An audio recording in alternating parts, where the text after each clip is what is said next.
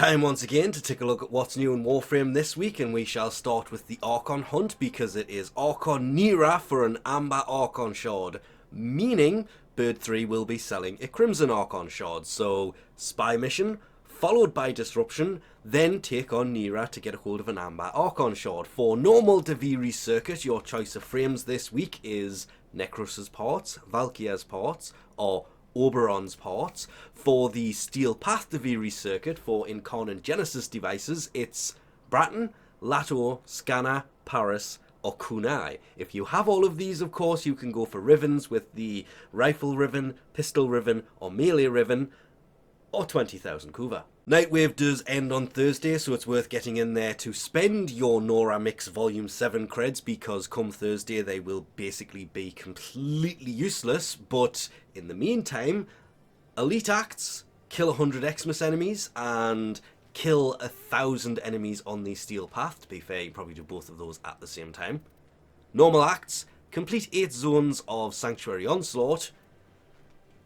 You don't have to do it on Elite. Elite would be the Elite acts. This is a normal act, so it can be done on normal.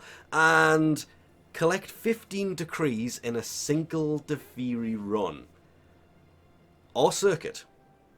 I kind of like that one, and I wish that one would appear more often. Because it's, yes, it may be time consuming, but it's fun to just run around and collect them.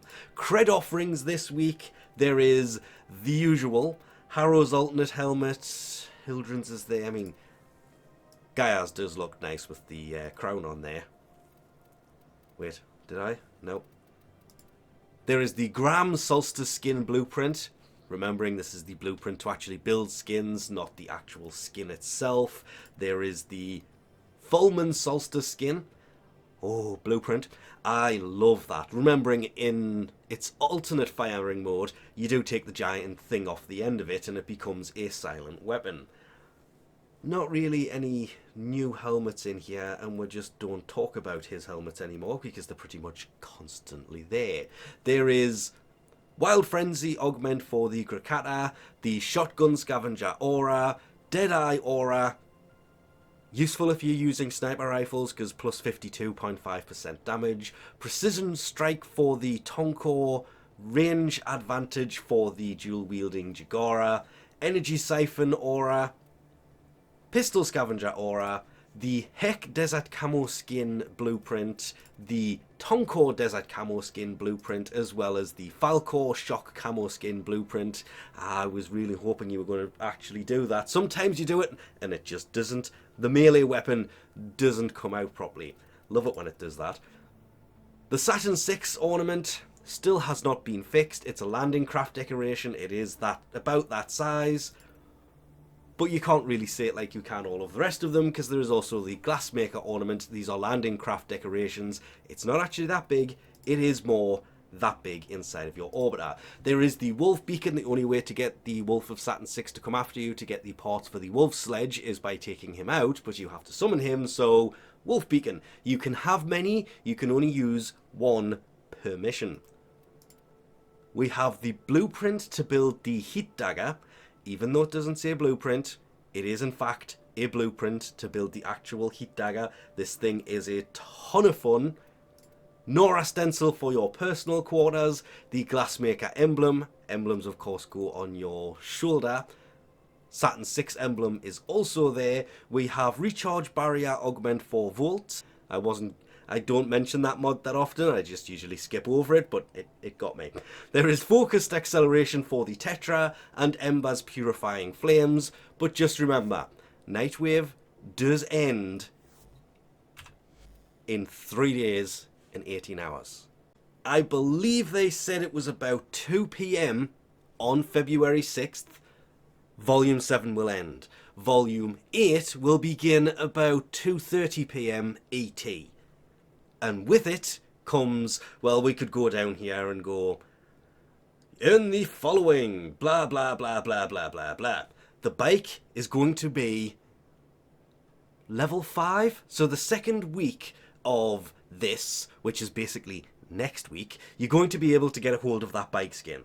And the Atomocycle with that skin on does look pretty good. The armor set, which Excalibur is wearing here, is a little bit on the sad side because that's going to be rank 30. Many weeks away, which is a goddamn shame. Checking in on Teshin to see what the Steel Path Honor store has this week, and it is completely useless because it is 75 Steel Essence.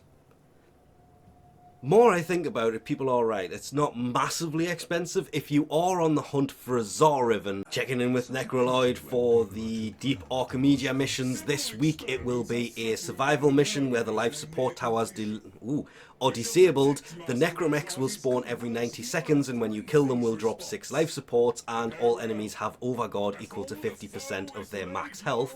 Then extermination mission, remembering you can't change loadout between these, where fissures rip into the mission, causing the enemy level to go up by 1 every 10 seconds. Destroying the rifts will stop the level from increasing, and the rogues will have charged attacks that pull Warframes towards them, finishing up with a disruption where enemies can target and destroy the conduits, can be very annoying, and the rogues equip weapons that deal 5 times damage to Overguard and Necromechs. Still fun, still worth doing, still the highest level missions in the game. This Thursday, February 6th, Operation Belly of the Beast will return. That is obviously the Ascension mission, but as an event. Was it the Ascension mission? I am thinking of the right one here, aren't I? It doesn't actually say. It probably does somewhere, but the non-Ascension missions will also be available as the alerts. The reward, of course, being what the Stalker is holding here. The Jade's Light, whatever it was, hate skin. Oh, that skin looks amazing. And the Ephemera, that is also something that will be returning. Not to forget, come next reset, you will be given the option to reset Kim because we are in autumn, which means kill 250 Skuldra troops, then kill 10 Xmas enemies, moving into November, where it is kill 300 Skuldra troops with abilities, then Eleanor's birthday, Arthur's birthday, kill 300 Tekrot with melee weapons, and Quincy's is, December 4th. Followed by killing 1,000 Tekrot, then destroy 300 containers, and of course, because this is going to reset, the New Year's Kiss will be happening at the end of this week.